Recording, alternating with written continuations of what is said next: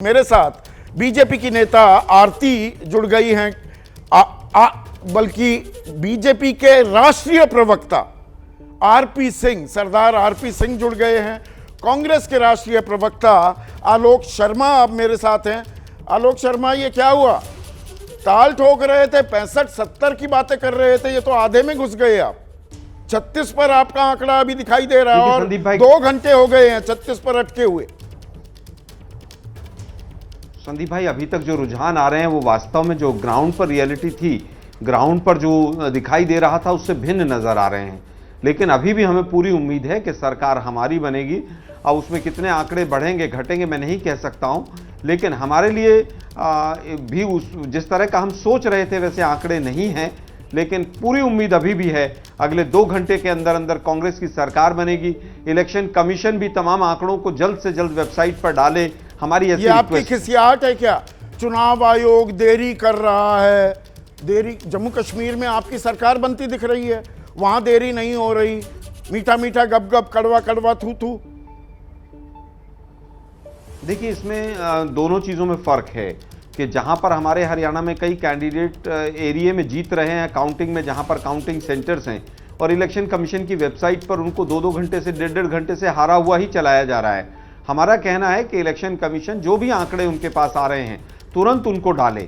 इस तरह से जिस तरह से वहां पर लोकसभा के चुनाव में हुआ कि एक हफ्ते के बाद 8% ज़्यादा वोट निकली, 7%, उस तरह की कोई चीज़ बाद में ना खड़ी हो।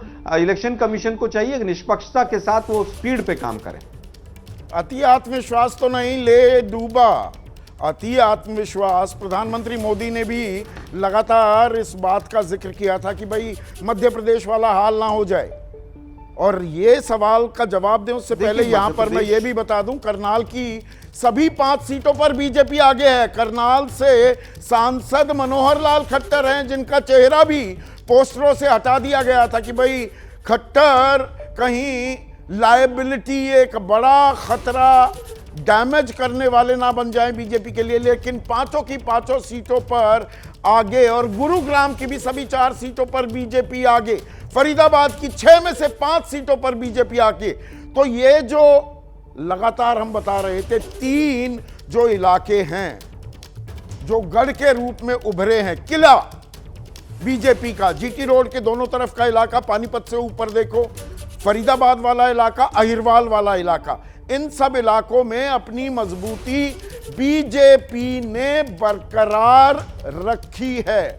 पर आप आत्मविश्वास में कहीं डूब तो नहीं गए? प्रधानमंत्री की बात प्रॉफिटिक लग रही है आप, आलोक शर्मा।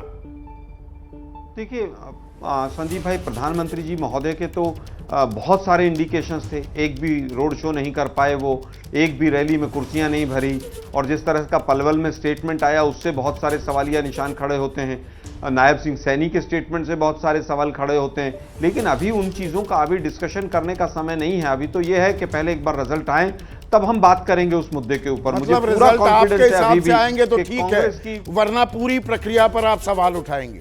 उसकी तैयारी कर दी है शुरू। अगर हमारे हिसाब से, हमने तो तीनों राज्य जब 2018 में जीते तब भी कहा था ईवीएम नहीं होनी चाहिए, लेकिन अभी तक उस तरह की मैंने कोई बात नहीं कही है। मैंने केवल स्टेटमेंट्स की बात कही है, चाहे वो मोदी जी की हो, चाहे नायब सिंह सैनी जी की हो। तमाम स्टेटमेंट्स के ऊपर मैंने प्रश्न चिन्ह लगाया है। और जहां पर खट्टर जी का चेहरा लगाने से बीजेपी डर रही है, वहां पर 5 सीट आ रही है, तो स्वाभाविक है कि एक आम नागरिक होने के नाते सब लोगों का चिंतन जागता है कि भाई ऐसा क्या हो रहा है। लेकिन मैं फिर कहूंगा कि अभी रुकिए। और करनाल से सटा हुआ पानीपत का इलाका भी है, पानीपत की भी सभी 4 सीटों पर बीजेपी आगे है। आलोक, देखिए, पानीपत में तो पूरी तरह से, खास तौर पर पानीपत ग्रामीण में तो बीजेपी का कैंडिडेट तीसरे नंबर पर नजर आ रहा था। लेकिन उसके बाद भी अगर पानीपत में जीत रही है बीजेपी, तो अभी मतलब मैं समझता हूं कि और शाम होते होते अगर यही रुझान नतीजों में तब्दील होते हैं तो आपका आकलन क्या होने वाला है? ईवीएम पर भी सवाल उठाती कांग्रेस दिख रही है, वो तैयारी होती दिख रही है आपको?